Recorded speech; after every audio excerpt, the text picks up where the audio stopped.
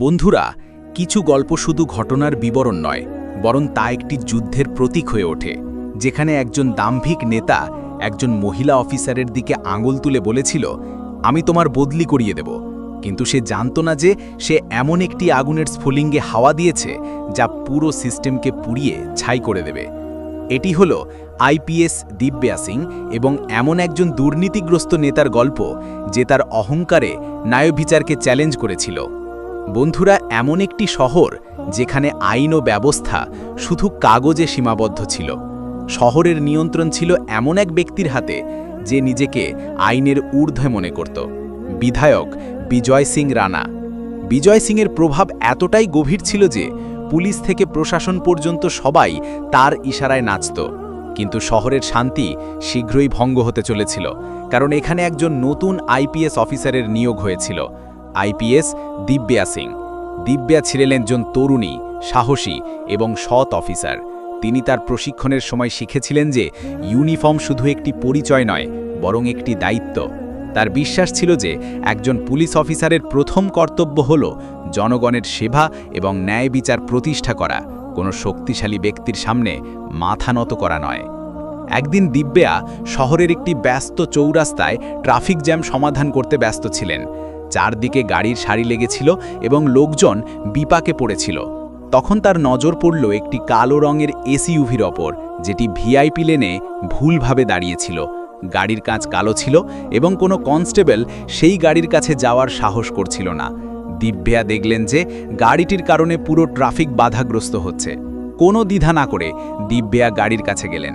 তিনি ড্রাইভারকে গাড়ি সরানোর ইশারা করলেন, কিন্তু ড্রাইভার তাকে চোখ রাঙিয়ে উপেক্ষা করল। দিব্যা কঠোরভাবে বললেন, গাড়ি পাশে সরাও, নইলে চালান কাটা হবে। ড্রাইভার তৎক্ষণাৎ বলল, ম্যাডাম, আপনি জানেন না এটা কার গাড়ি? এটা বিধায়ক বিজয় সিং রানার গাড়ি। দিব্যা দৃঢ়ভাবে উত্তর দিলেন, গাড়ি যারই হোক, আইন সবার জন্য সমান। তিনি গাড়ির দরজা টোকা দিলেন। দরজা খুলতেই বিজয় সিং রানার রাগী মুখ বেরিয়ে এলো। তার চোখে অহংকার এবং ক্ষমতার নেশা স্পষ্ট ফুটে উঠছিল। তিনি তার সিট থেকে ছুটে দিব্যার দিকে আঙুল তুলে চিৎকার করে বললেন, জানিস আমি কে? আমি তোর বদলি করিয়ে দেব। দিব্যা তার চোখে চোখ রেখে তার কণ্ঠে দৃঢ়তা ভরে বললেন, আমি জানি আপনি কে, এবং আমি এটাও জানি আমি কে। আমি একজন পুলিশ অফিসার এবং আমার কাজ হলো আইনের পালন করানো। আপনি ভুলভাবে গাড়ি পার্ক করে আইন ভঙ্গ করছেন। বিজয় সিং কখনো ভাবেনি যে কোনো মহিলা অফিসার তার সামনে এমন সাহস দেখাবে। তিনি রাগে লাল হয়ে গেলেন, কিন্তু তার কাছে কোনো উত্তর ছিল না। তিনি ড্রাইভারকে গাড়ি সরাতে বললেন এবং গাড়িটি দ্রুত এগিয়ে গেল, কিন্তু তার চোখে প্রতিশোধের আগুন জ্বলছিল। এই সংঘর্ষ শুধু একটি ট্রাফিক লঙ্ঘনের ছিল না, বরং ক্ষমতা এবং কর্তব্যের মধ্যে একটি যুদ্ধের ছিল। বিজয় সিং তার হার মেনে নিতে পারেনি। তিনি দিব্যার থেকে প্রতিশোধ নেওয়ার সিদ্ধান্ত নিলেন। প্রথমে তিনি তার রাজনৈতিক প্রভাব ব্যবহার করে দিব্যার কিছু বিশ্বস্ত কনস্টেবলকে দূরবর্তী এলাকায় বদলি করিয়ে দিলেন। দিব্যাকে একা করাই ছিল তার প্রথম চাল। দিব্যার সিনিয়র এসপি মিশ্রাজিও এই চাপে ছিলেন। একদিন তিনি দিব্যাকে তার অফিসে ডাকলেন। মিশ্রাজি গম্ভীর স্বরে বললেন, তুমি খুব ভালো এবং সৎ অফিসার, কিন্তু রাজনীতি এবং পুলিশের মধ্যে অনেক তফাৎ আছে। আমাদের এখানে কাজ করতে হয়, লড়তে নয়।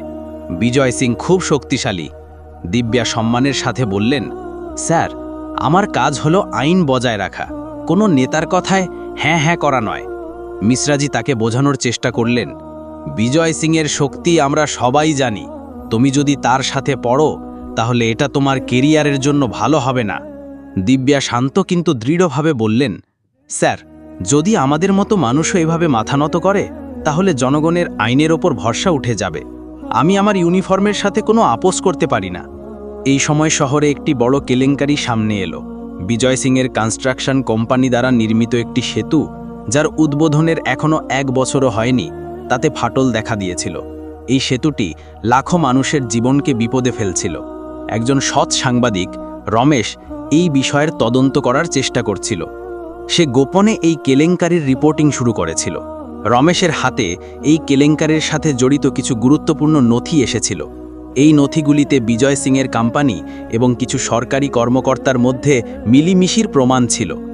রমেশ দিব্যার সাথে যোগাযোগ করার চেষ্টা করল, কারণ সে জানত যে কেবল দিব্যাই এই মামলার তদন্ত সৎভাবে করতে পারেন। দিব্যা এবং রমেশের দেখা হলো একটি গোপন জায়গায়। রমেশ তাকে সেতু কেলেঙ্কারির সাথে জড়িত সব প্রমাণ দেখালো। দিব্যা হবাক হলেন যে কিভাবে একজন নেতা তার স্বার্থের জন্য হাজার হাজার মানুষের জীবনকে বিপদে ফেলতে পারে। তিনি রমেশের সাথে মিলে এই মামলায় কাজ করার সিদ্ধান্ত নিলেন। বিজয় সিং শিগগিরই জানতে পারল যে রমেশ এবং দিব্যা তার বিরুদ্ধে প্রমাণ সংগ্রহ করছে। সে রমেশকে ভয় দেখানোর জন্য তার গুন্ডাদের পাঠালো। এক রাতে যখন রমেশ তার বাড়ি ফিরছিল, তার উপর প্রাণঘাতী হামলা হলো।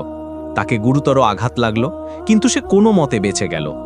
এই হামলার পর দিব্যা রমেশকে পুলিশ সুরক্ষা দিলেন এবং তাকে একটি নিরাপদ স্থানে পৌঁছে দিলেন। এই ঘটনা দিব্যার সংকল্পকে আরও দৃঢ় করল। তিনি বিজয় সিংকে যে কোনো মূল্যে কারাগারে পাঠানোর প্রতিজ্ঞা করলেন। দিব্যা একটি গোপন অপারেশনের পরিকল্পনা করলেন, যার নাম ছিল অপারেশন ক্লিন আপ। এই অপারেশনের মূল লক্ষ্য ছিল বিজয় সিংহের দুর্নীতির পর্দা ফাঁস করা এবং তাকে গ্রেফতার করা। এই মিশনে তিনি তার বিশ্বস্ত এবং নির্ভরযোগ্য কনস্টেবল বিনোদকে অন্তর্ভুক্ত করলেন। বিনোদ, যাকে ইতিমধ্যে বদলি করা হয়েছিল, দিব্যার ডাকে তৎক্ষণাৎ ফিরে এলো। তার সাথে আরও কিছু সৎ অফিসারও এই মিশনে যোগ দিলেন।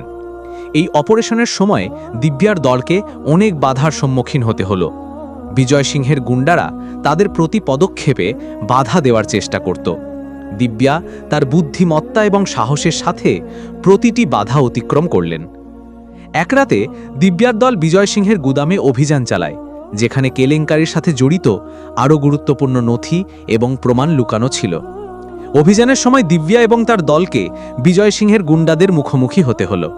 একটি ভয়ঙ্কর সংঘর্ষ হলো। দিব্যা তার দলকে নেতৃত্ব দিয়ে গুন্ডাদের নিয়ন্ত্রণে আনলেন এবং সমস্ত নথি জব্দ করলেন। এখন দিব্যার হাতে বিজয় সিংয়ের বিরুদ্ধে পাকা প্রমাণ ছিল। পরের দিন তিনি সমস্ত প্রমাণ নিয়ে সিনিয়র এসপি মিশ্রাজির কাছে গেলেন। মিশ্রাজি, যিনি এতদিন চাপে ছিলেন, এই প্রমাণগুলি দেখে হতবাক হয়ে গেলেন। তিনি দিব্যার সাহস এবং সততার জন্য গর্ব অনুভব করলেন। মিশ্রাজি তৎক্ষণাৎ বিজয় সিংয়ের বিরুদ্ধে গ্রেফতারি পরোয়ানা জারি করার নির্দেশ দিলেন। এই খবর ছড়িয়ে পড়তেই পুরো শহরে হইচই পড়ে গেল। বিজয় সিং তার রাজনৈতিক শক্তি ব্যবহার করে বাঁচার চেষ্টা করলেন, কিন্তু দিব্যা সব পথ বন্ধ করে দিয়েছিলেন। পুলিশ দল বিজয় সিংহের বাড়িতে অভিযান চালাতে পৌঁছল। বিজয় সিং, যিনি এতদিন নিজেকে অজেয় মনে করতেন, সম্পূর্ণ ভেঙে পড়েছিলেন। যখন দিব্যা তাকে গ্রেফতার করতে পৌঁছলেন, তিনি আবার রাগে চিৎকার করে বললেন, তুমি খুব বড় ভুল করেছ, আমি তোমাকে ধ্বংস করে দেব। দিব্যা শান্ত কিন্তু দৃঢ়ভাবে উত্তর দিলেন, না, ভুল আপনি করেছেন এবং আইন এর শাস্তি দেবে। দিব্যা বিজয় সিংকে গ্রেপ্তার করলেন। তার গ্রেপ্তারির খবর দাবানলের মতো ছড়িয়ে পড়ল। শহরের মানুষ রাস্তায় নেমে দিব্যার সমর্থনে স্লোগান দিতে লাগল। তারা হাততালি দিয়ে এবং নাড়া দিয়ে ন্যায় বিচারের এই জয়ে উদযাপন করছিল। বিজয় সিংয়ের গ্রেপ্তারি শুধু শহরে নয়, পুরো রাজ্যে হইচই ফেলে দিয়েছিল। সাংবাদিক রমেশ এই গল্পকে তার রিপোর্টিংয়ের মাধ্যমে জাতীয় মিডিয়ায় পৌঁছে দিল। রমেশ তার জীবনের ঝুঁকি নিয়ে যে প্রমাণ সংগ্রহ করেছিল তা একে একে দেশের সামনে তুলে ধরল। টিভি চ্যানেলগুলিতে প্রাইম টাইমে বিতর্ক শুরু হলো, যেখানে বিজয় সিংয়ের দুর্নীতি এবং দিব্যার সাহসিকতার আলোচনা হচ্ছিল। সোশ্যাল মিডিয়ায় #জাস্টিস ফর দিব্যা এবং #অ্যারেস্ট বিজয় সিংয়ের মতো হ্যাশট্যাগ ট্রেন্ড করতে লাগলো। লোকজন দিব্যাকে নির্ভীক আইপিএস এবং লেডি সিংহাম বলে ডাকতে শুরু করল। এই জনসমর্থনের ফলে সরকারের ওপরও চাপ বাড়ছিল। বিজয় সিংয়ের রাজনৈতিক সহযোগী এবং তার দলের কিছু বড় নেতা তার গ্রেপ্তারিকে রাজনৈতিক ষড়যন্ত্র বলে দিব্যার ওপর মিথ্যা অভিযোগ লাগাতে শুরু করল। তারা অভিযোগ করল যে দিব্যা বিজয় সিংকে ফাঁসিয়েছে, কিন্তু মিডিয়া এবং জনগণের কাছে রমেশের পাকা প্রমাণ ছিল, যা এই অভিযোগগুলিকে মিথ্যা প্রমাণ করল। বিজয় সিংয়ের আইনজীবীরা আদালতে জামিনের জন্য আবেদন করল। তারা বলল যে তাদের মক্কেল একজন সম্মানিত নেতা এবং তাকে মিথ্যা মামলায় ফাঁসানো হয়েছে, কিন্তু আদালত জনগণের চাপ এবং প্রমাণের গুরুত্ব দেখে জামিনের আবেদন খারিজ করে দিল। এই সময় দিব্যাকে তার ডিপার্টমেন্টে অনেক চ্যালেঞ্জের মুখোমুখি হতে হলো। কিছু সিনিয়র অফিসার, যারা এখনও বিজয় সিংয়ের প্রভাবে ছিলেন, দিব্যাকে হয়রানি করার চেষ্টা করতেন, কিন্তু সিনিয়র এসপি মিশ্রজি, যিনি এখন দিব্যার পাশে দাঁড়িয়েছিলেন, তাকে সব রকম সমর্থন দিলেন। তিনি মিডিয়ার সামনে এসে দিব্যার কাজের প্রশংসা করলেন এবং বললেন যে পুলিশ আইনের সীমার মধ্য থেকে কাজ করছে। দিব্যা তার দলের সাথে মিলে এই মামলাকে আরও শক্তিশালী করার জন্য কাজ চালিয়ে গেলেন। তারা বিজয় সিংয়ের ব্যাংক অ্যাকাউন্ট, তার কোম্পানি এবং তার আত্মীয়দের তদন্ত শুরু করলেন। এই তদন্তে আরও অনেক বড় কেলেঙ্কারি সামনে এলো, যাতে বিজয় সিং ছাড়াও আরও অনেক সরকারি কর্মকর্তা জড়িত ছিলেন। অবশেষে মামলাটি আদালতে গেল। এটি শুধু একজন নেতার বিরুদ্ধে মামলা ছিল না, বরং ন্যায় বিচার এবং দুর্নীতির মধ্যে একটি সরাসরি লড়াই ছিল। আদালতের কক্ষে একদিকে বিজয় সিংয়ের বড় এবং দামি আইনজীবী ছিলেন, যিনি তার আইনি দক্ষতা দিয়ে মামলাটিকে দুর্বল করার চেষ্টা করছিলেন।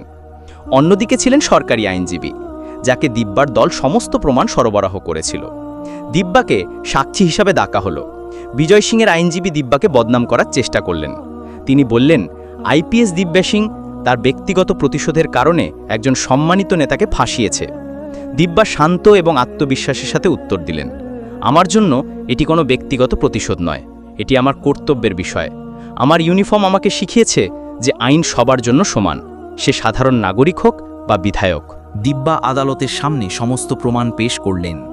সেতু নির্মাণে নিম্নমানের উপকরণ ব্যবহার, বিজয় সিংয়ের কোম্পানি এবং কর্মকর্তাদের মধ্যে টাকার লেনদেন এবং রমেশের ওপর হামলার প্রমাণ। বিজয় সিংয়ের আইনজীবী প্রমাণগুলিকে দুর্বল করার চেষ্টা করলেন, কিন্তু দিব্যা এবং সরকারি আইনজীবী প্রতিটি প্রশ্নের দৃঢ় উত্তর দিলেন। রমেশও সাক্ষী হিসাবে আদালতে হাজির হলেন। তিনি তার জীবনে ঝুঁকি নিয়ে যা দেখেছিলেন তা আদালতকে জানালেন। আদালতের শুনানি কয়েক সপ্তাহ ধরে চলল। প্রতিটি শুনানির পর দিব্যার আত্মবিশ্বাস আরও শক্তিশালী হয়ে উঠল। একদিন আদালত তার রায় ঘোষণা করল। বিচারক বিজয় সিংকে সেতু কেলেঙ্কারি, দুর্নীতি এবং সাংবাদিকের ওপর হামলার মামলায় দোষী সাব্যস্ত করলেন। তাকে বেশ কয়েক বছরের সাজা শোনানো হলো। যখন বিচারক রায় ঘোষণা করলেন, আদালতের কক্ষে নীরবতা ছেয়ে গেল। বিজয় সিংয়ের অহংকার ভেঙে টুকরো টুকরো হয়ে গেল। দিব্যা আদালতের বাইরে এসে মিডিয়ার সাথে কথা বললেন। তিনি বললেন, আজ ন্যায় বিচারের জয় হয়েছে। এই জয় আমার নয়, বরং প্রতিটি সেই নাগরিকের যিনি সততার সাথে জীবনযাপন করেন। এই জয় প্রতিটি পুলিশ অফিসারের, যিনি নির্ভয়ে তার কর্তব্য পালন করেন। শহরের মানুষ উৎসব শুরু করল। এই রায় প্রমাণ করল যে আইনের লাঠি থেকে কেউ বাঁচতে পারে না, সে যত শক্তিশালীই হোক না কেন। আইপিএস দিব্যা সিং শুধু একজন দুর্নীতিগ্রস্ত নেতাকে জেলে পাঠাননি, তিনি মানুষের মনে আইন এবং ন্যায় বিচারের প্রতি আবার ভরসা জাগিয়েছেন। তিনি প্রমাণ করেছেন যে ইউনিফর্মের শক্তি পদ থেকে নয়, সততা এবং সাহস থেকে আসে। আজ যখন কোনো দাম্ভিক নেতা কোনো সৎ অফিসারের দিকে আঙুল তুলে বলে, আমি তোর বদলি করিয়ে দেব, তখন আমাদের মনে পড়ে আইপিএস দিব্যা সিংয়ের গল্প। সেই গল্প যা আমাদের শেখায় যে যদি আপনি সঠিক পথে থাকেন, তাহলে কোনো শক্তিই আপনাকে নত করতে পারে না। এটি এমন একটি গল্প যা শুধু সিনেমায় নয়, বাস্তব জীবনেও সত্যি হতে পারে। শুধু প্রয়োজন দিব্যা সিংয়ের মতো আরও কিছু সাহসী এবং সৎ অফিসারের। আমাদের গল্প এখানেই শেষ হয়, কিন্তু ন্যায় বিচারের এই লড়াই প্রতিদিন প্রতিটি জায়গায় চলতে থাকে। বন্ধুরা, এই গল্পটি আপনাদের কেমন লাগলো? যদি ভালো লেগে থাকে তাহলে দয়া করে সাবস্ক্রাইব করুন এবং ভিডিওটিতে একটি লাইক দিন, যাতে আমাদের উৎসাহ আরও বাড়তে থাকে। আবার দেখা হবে একটি নতুন গল্প নিয়ে।